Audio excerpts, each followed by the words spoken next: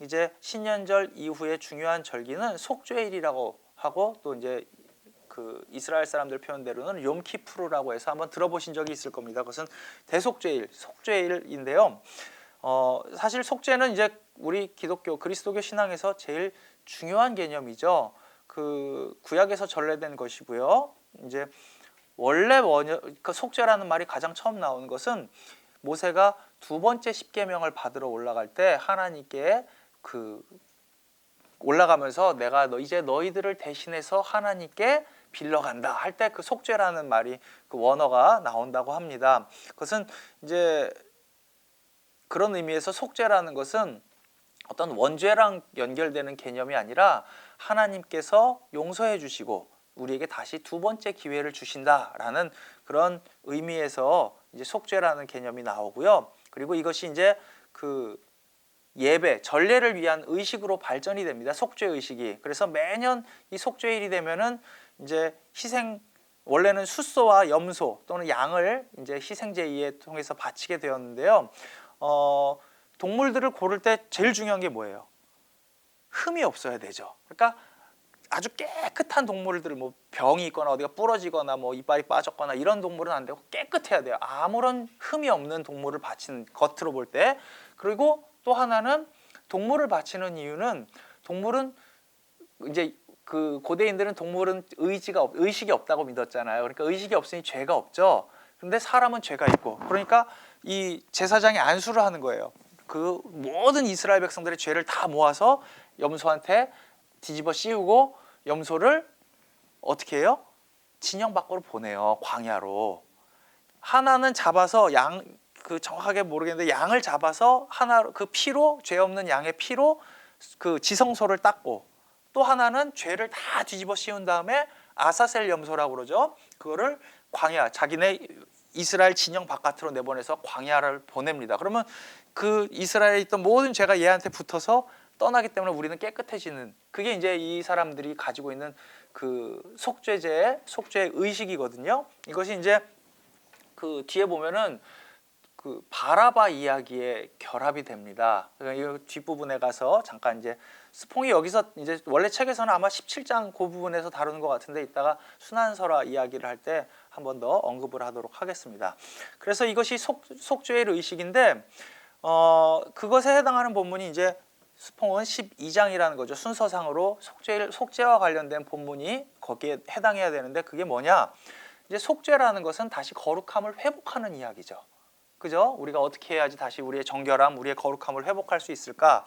그런데 그 12장에 보면은 안식일의 규례와 충돌하는 예수님의 이야기가 나옵니다. 제자들이 벼이삭을 잘라 먹어서 시비가 한번 붙었고요. 안식일에 손 마른 사람을 고쳐주어서 또 이제 논쟁이 한번 생기고요. 그리고 이제 앞을 못 보고 말하지 못하는 장애인을 고친 이야기가 이어집니다. 그때마다 사람들이 와서 이제 왜 안식일을 부정하게 하느냐, 안식일에 왜 거룩한 안식일을 거룩하게 지키지 않느냐, 이런 이야기를 하면서 예수님과 논쟁을 하는데, 예수님이 여기서 묻는 것이 이겁니다. 그럼 거룩한 날이라는, 안식일이 거룩한 날일 때 그 거룩의 의미가 무엇이냐, 안식일을 왜 우리가 안식하면서 지키느냐, 거룩함을 회복하기 위해서 지키는데 너희들은 어느 것이 더 거룩한지를 모르고 있다라고 하면서 이제 논쟁을 하면서 그 요나의 표적을 이야기하는 부분이 그 해당 본문에 나옵니다. 유대 종교 지도자들이 아니 당신 도대체 무슨 권위로 이렇게 합니까? 그 증거를 내놔라 그랬더니 그 요나의 표적밖에 내가 줄 것이 없다. 이제 맥락을 보면은 예수님이 여기서 말씀하신 것은 자기가 죽었다가 요나처럼 물고기 뱃속에 3일 있다 나온 것처럼 내가 무덤에 땅속에 있다가 3일 만에 살아날 것이다 라는 부활에 관한 예고처럼 보이지만, 스퐁은 거기에서 약간 한 가지를 더 첨가해서 요나 이야기가 갖고 있는 거룩함에 관한 포인트를 한 번 더 생각을 하게 합니다.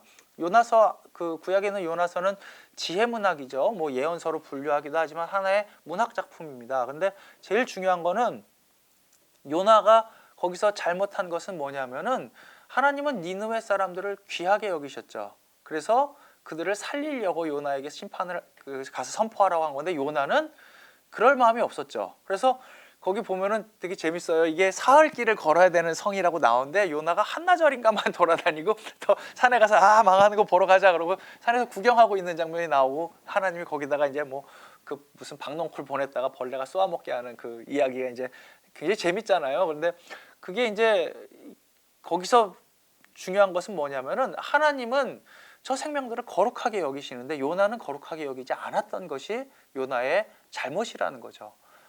예수님이 볼 때는 저 사람들은 안식일의 거룩함을 회복해서 병이 낫고 배고픔을 해결하고 이게 정말 안식일의 의미지. 사람이 온전해지고 사람이 굶주림을 해결하고 하나님의 사랑으로 충만해지는 날이 안식일이지 너네처럼 그 능력은 악마에게서 온 것이 아니냐. 안식일에 병을 고쳐줬더니 혹시 그거 악마가 한 일이 아니냐. 이렇게 말하는 것은 성령을 거스르는 죄고 그것은 정말 용서받지 못할 죄다라고 하는 이 속죄에 관한 본문으로 이것을 이제 스퐁은 해석을 합니다. 그 속죄일에 관한 그 227페이지에 이제 속죄에 대해서 스퐁이 또 그 아까 주기도문 해설한 것처럼 속죄는 무엇이고 뭐 이런 이야기를 쓴 것인데 그 글도 굉장히 감동적인 글입니다. 여러분들 한번 읽어보시고요. 그리고 나서 이제 그 속죄 신학이라는 것, 우리 대속론에 대해서 스퐁이 아주 신랄한 비판을 합니다. 이 대속론 자체가 갖고 있는 어떤 폭력성, 하나님의 폭력성, 그리고 그것이 그 사람들을 죄책감에 시달리게 만들고 그런 것들에 대해서 이제 그리고 또 거기에서 이어지는 원죄론 이런 것들이 인간성을 사실은 억압하는 도구로 사용되어 왔다라는 그 속죄론에 대해서 스퐁이 굉장히 이제 그 신랄한 비판을 하고요. 이 속죄론 자체가 어거스틴, 바울의 말씀을 오해한 어거스틴의 그런 신학에서 비롯된 것이라는 이야기를 하는데요. 제가 예전에 아까 그 뉴스앤조이의 그 애니메이션에 대해서 이제 몇 편 글을 쓴 게 있는데 거기에 보면은 이제 제가 썼던 것 중에 그 속죄랑 관련된 에피소드가 하나 있어요. 거기에 보면 이제 그때 썼던 글의 내용을 한번 잠깐 소개를 해드리면요. 이제 기독교 신학의 큰 틀은 창조와 타락, 그래서 생긴 원죄, 그 원죄를 구원하기 위해서 예수님이 오셔서 우리를 구원하신 대속과 구원, 십자가 대속과 구원, 이게 이제 가장 중요한 그 신학의 중요 틀이죠, 골자죠. 이제 하나님이 세상을 선하게 창조했는데 아담과 하와가 죄를 지어서 그 죄가 모든 인류의 원죄가 되었다. 이게 이제 원죄론인데요. 저희 이제 그런 궁금함 한번 가져보셨어요? 유대인들, 우리랑 똑같이 구약 성경을 읽는 유대인들도 그 이야기를 원죄와 타락으로 생각할까?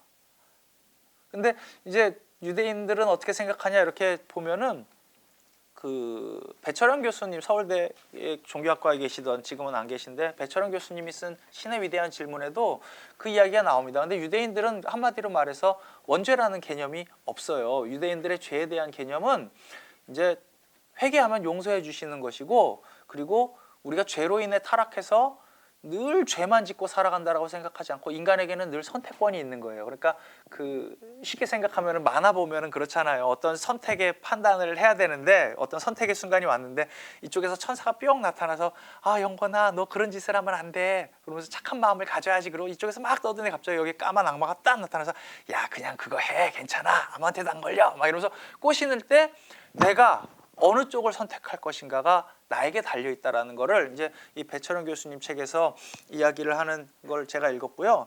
그 로버트 프라이스도 그 비슷하게 설명을 합니다. 이제 로버트 프라이스 같은 경우는 이제 잠깐 참고 삼아 말씀드리면 예수에 관한 모든 이야기는 다 신화고 실존 인물이 아니다 이런 약간 극단적인 주장을 하는 학자인데 이 사람이 하는 비판들을 조금 눈여겨볼 필요는 있는데 워낙 좀 급진적이니까 국내에는 책이 거의 소개되지 않아서 한 권도 번역이 되지 않은 그런 좀 불운한 학자입니다. 아무튼 이 로버트 프라이스가 쓴 책에도 유대교는 원죄를 믿지 않고 우리에게는 그런 결과가 정해져 있지 않고 죄를 선택했고 만약에 선택했으면 회개하고 그럼 하나님이 다시 기회를 주신다. 아까 말씀드린 것처럼 기회를 주신다. 그리고 그런 그 희생제사 같은 것들은 어떤 소독의 개념, 1년에 한 번씩 깨끗하게 하는 개념이지 어떤 그 원죄와 관련된 것이 아니다라는 그런 건데 이제 그 기독교가 발전하면서 예수님의 죽음을 설명하기 위해서 이 원죄론이 나오는 거죠. 예수님이 왜 죽었을까? 우리가 볼 땐 죄가 없는데 그럼 우리 죄 누구 죄냐? 모든 사람들의 죄구나 이러면서 이제 예수님의 죽음에 대한 해석들이 생겨나가면서 원죄론 그리고 대속론이 발전하고, 그리고 거기에 사도 바울이 썼던 그 로마서 5장의 이야기를 이제 아우구스티누스가 그걸 원죄라고 부르면서 모든 사람이 아담 안에서 죄를 지었다 이렇게 이제 해석을, 이제 라틴어를 읽는 바람에 이제 원어를 헬라어로 읽은 게 아니라 헬라어인지 70인역을 읽은 게 모르겠어요. 하여튼 그 전치사를 하나 해석을 잘못했다는 얘기가 있어요. 저도 원어는 좀 약해서 그러면서 그 어거스틴이 그렇게 해석을 했고, 또 문제는 사람들에게 어느 것이 더 유용했냐라는 거예요. 이제 우리가 선택했다 그러면 우리가 책임을 지는 거잖아요. 그런데 우리 안에는 우리 힘으로는 어쩔 수 없는 죄성이 있다. 그것은 그래서 예수님을 통해서만 고칠 수 있다. 이러면은 사람들이 굉장히 그거 의존할 수 있는 마음이 생깁니다. 이게 종교성이죠, 사실은. 그게 사람들의 마음을 더 움직였고, 또 이제 로마 제국의 어떤 통치와 관련된 통치 신학과도 이것이 조금 더 맞는 부분들이 있었기 때문에 그걸 다 설명하기는 조금 어렵지만, 그렇기 때문에 이 원죄론이 기독교에서 아주 중심 사상으로 이렇게 그 자리를 잡게 됩니다. 아주 중요한 교리로 자리를 잡게 되고, 또 그것을 위해서 대속론이라는 게 나오는데요. 이제 대속론이 그거죠. 그렇게 큰 죄를 지었기 때문에 그 죄를 용서받기 위해서는 희생이 있어야 된다. 그래서 이제 원죄론에 이제 배상설이라는 게 있죠. 이레니우스나 오리겐이 했던 배상설이 있죠.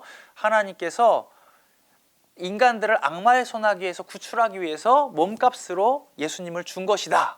근데 이제 이게 간단하게 생각해 보면은 예수님은 그래서 죽었지만 금방 살아나잖아요. 금방이라고 하면 좀 죄송하죠. 아무튼 3일 만에 살아났으니까 약간 속임수 같은 개념, 좀 느낌이 들죠. 그런 게 있고요. 그리고 이제 또 그것에 대한 보충 설명으로 나온 게 만족설이라는 건데요.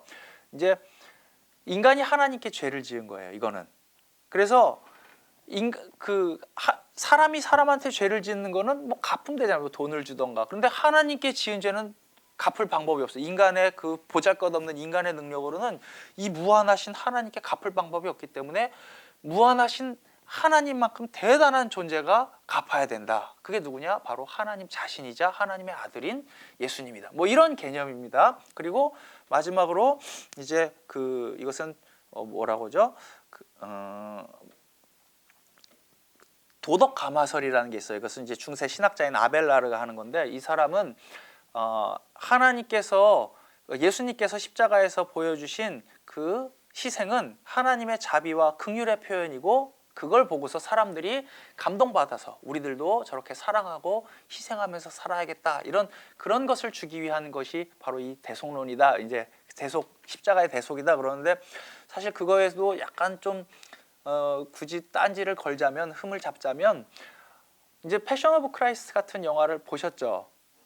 그 그리스도의 순환, 멜 깁슨이 만든 영화를 보면은 예수님을 무자비하게 폭행하잖아요. 그러면서 막 피투성이가 되고 살점 뚝뚝 떨어져 나가고 그러는데, 사실 그런 걸 보면서 하나님의 자비를 생각하기란, 우리가 만약에 이미지를 본다라면 굉장히 어렵죠. 오히려 좀 폭력적이고 잔인한 그런 묘사가 더 강조돼서 저는 별로 그렇게 좋아하는 영화는 아닌데, 아무튼 그런 것들이 이 대속 신학에 있는데, 스퐁이 볼 때는 그런 모든 것들 뒤에는 자기 아들을 희생시키는 어떤 폭력적인 것들, 그리고 무기력한 죄에 대해서 무기력하게 만드는 인간의 그런 무기력함, 그리고 스스로 책임지거나 선택하지 않고 다 자기의 그런 원죄, 내가 아닌 어떤 내 안에 있는 나로 제어할 수 없는 원죄 때문이다, 이러면서 그런 것들이 사실은 지금에 와서는, 고대에는 어떤 유용한 신앙을 설명하고 사람들을 변화시키는 유용한 툴이었을지는 모르지만, 지금에 와서는 이제 설명하는 방식이 좀 바뀌어야 되지 않을까 하는 그런 제안을 조금 하는 것 같습니다. 이것이 이제 굉장히 중심 사상이기 때문에 대속론이나 원죄론을 누가 이렇게 부정한다 그러면 바로 이단이에요. 그렇지만 그것을 조금 새롭게, 우리가 또 대속론 자체도 여러 가지 의견이 있는 것처럼 새롭게 한번 생각해 볼 필요는 분명히 있을 것 같습니다.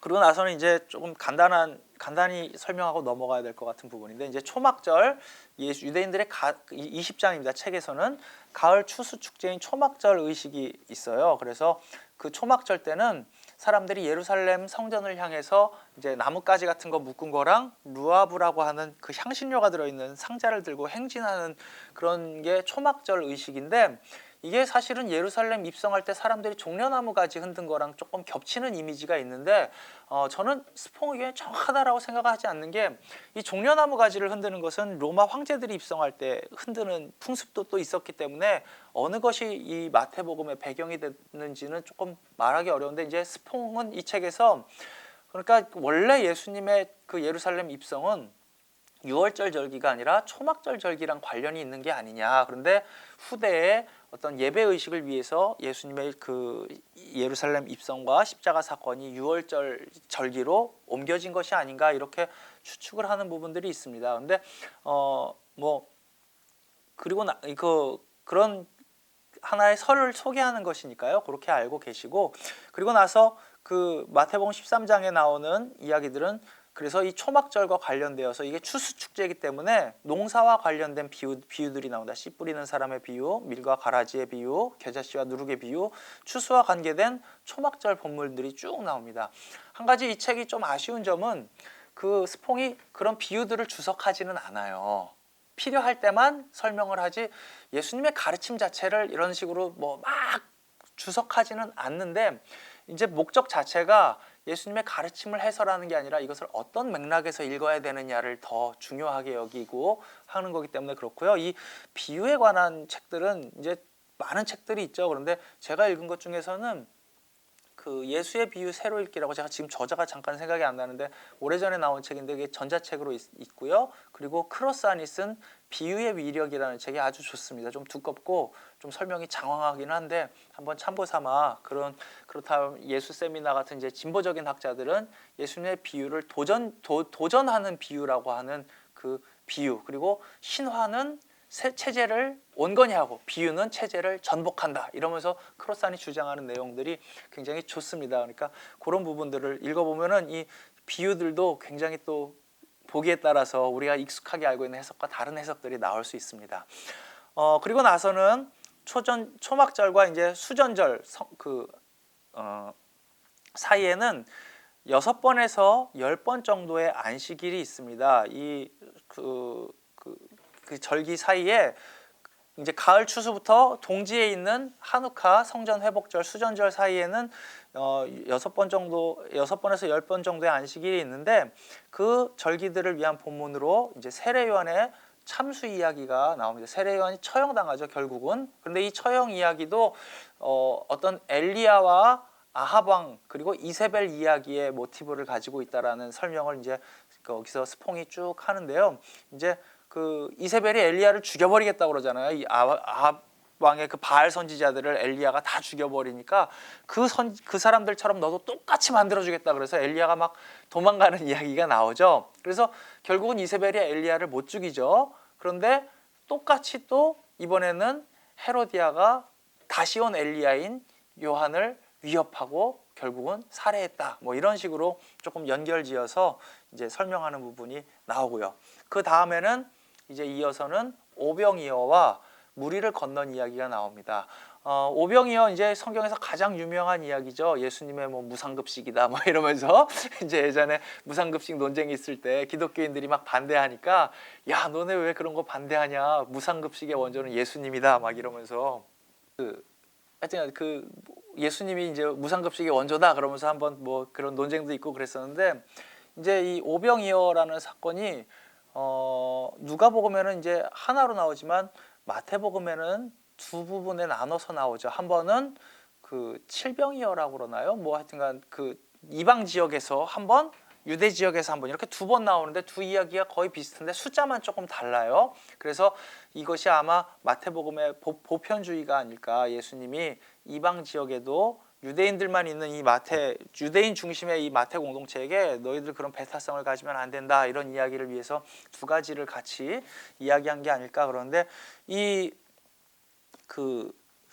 물고기 두 마리와 떡 5개로 이방인들을 먹인 그 백성들을 먹인 이야기는 당연히 이제 그 구약에서 보면 모세가 만나를 먹인 이야기와 연결되겠죠. 하늘의 신령한 것들로 땅의 백성들을 충만히 먹였다. 이것을 이제 그 김기성 목사님이 한번 설교하신 것을 잠깐 들었었는데 거기서 이제 예수님이 함께 하시는 곳에서는 그 무엇도 부족하지 않고 언제나 풍성한 하나님의 잔치가 벌어진다. 뭐 이런 식으로 설명하는 것인데 실제로 뭐 그 옛날 그 고전적인 자유주의 신학자들은 이것을 합리적으로 설명하기 위해서 별 희한한 시도들을 다 했어요. 그러니까 그걸 상징이나 어떤 은유, 신화적인 이야기로 앉지 않고 실제로 일어났는데 어떻게 일어났을까? 이렇게 생각한 거죠. 지금 생각하면 좀 순진한 이야기죠. 근데 그 뭐 제자들이 뭐 그 예수님이 그러는 사이에 먹을 것이 들어있는 뭐 굴을 발견했다더라 뭐 이런 설명도 있다고 제가 들었고요. 뭐 아이가 이건 되게 유명한 얘기죠. 한 아이가 도시락을 바치자 사람들이 다 자기가 꺼낸 것을 들고 온 것을 꺼내 먹었기 때문에 그래 남았다. 그것도 아름다운 해석이긴 하지만 이제 그것보다는 이것은 하나의 새로운 그 만나 사건이라고 보는 것이 좋은 것이 그 뒤에 물 위를 걷는 이야기가 또 홍해 사건과 연결되어서 항상 쌍으로 나오는 이야기이기 때문에 그런 의미에서 보는 것이 더 좋을 것 같고요. 또 이 하늘의 빵을 먹었듯이 예수님이 그 땅에서 예수님이 주시는 그 빵을 먹었다라는 이야기에 보면은 이것이 성찬식처럼 진행되어 있습니다. 우리가 성찬식 할 때 빵을 들고 축복하고 떼어서 나눠 주었다. 이게 이제 성찬식의 순서고 성만찬 그 뒤에 나오는 예수님의 최후의 만찬 때도 떡을 들고 축복하시고 떼어서 나눠 주셨다. 이런 순서로 되는데 이 오병이어에서도 똑같이 그렇게 됩니다. 그러니 이 이야기 자체가 어떤 역사적인 사건이라기보다는 후대에 이미 성만찬에 관한 개념이 생긴 그것이 이 이야기에 다시 한번 반영이 되었다라고 보는 게 더 정확할 것 같습니다. 그런 다음에 이제 호수를 건너서 그 가는 이야기가 나오는데 이것 역시 물 위를 모세는 이제 모세보다 더 큰 이에요. 정확하게 표현은 안 하지만 이 마태복음이건 복음서에서는 항상 예수님 모세보다 큰 입니다. 모세처럼 일을 하지만 모세보다 더 뛰어난 일을 하는 분. 모세는 물을 가르고 물 속으로 지나갔지만 예수님은 물 위로 거느르신다. 뭐 이런 것들을 보여주기 위한 그러한 하나의 상징적인 사건이고요. 23장 20에는 이제 그 굉장히 좋은 내용이에요. 여기 이제 그 이방 여인 그리고 예수님께 그 뭐죠? 주인의 상에서 떨어진 부스러기를 먹나이다 하는 이방 여인의 이야기가 나오는데 이건 역시 이제 그런 보편주의에 관한 이야기겠죠. 하나님께서 예수님이 처음에 배척하신 좀 충격적인 이야기잖아요. 그런데도 끊임없이 자기의 존재를 드러내고 부딪혀오는 그런 사람들. 그러면서 스퐁이 이 이방 여인에 관해서 베드로에 대해서는 좀 짧게 설명하면서 이방 여인에 대해서 이제 자기의 경험을 바탕으로 또 쓴 부분도 굉장히 괜찮습니다. 여러분들 그 스퐁의 그런 중간중간에 그런 아주 뭐랄까요? 아주 친솔한 고백들이 있는 부분들을 한번 눈여겨서 읽어보셨으면 좋겠습니다.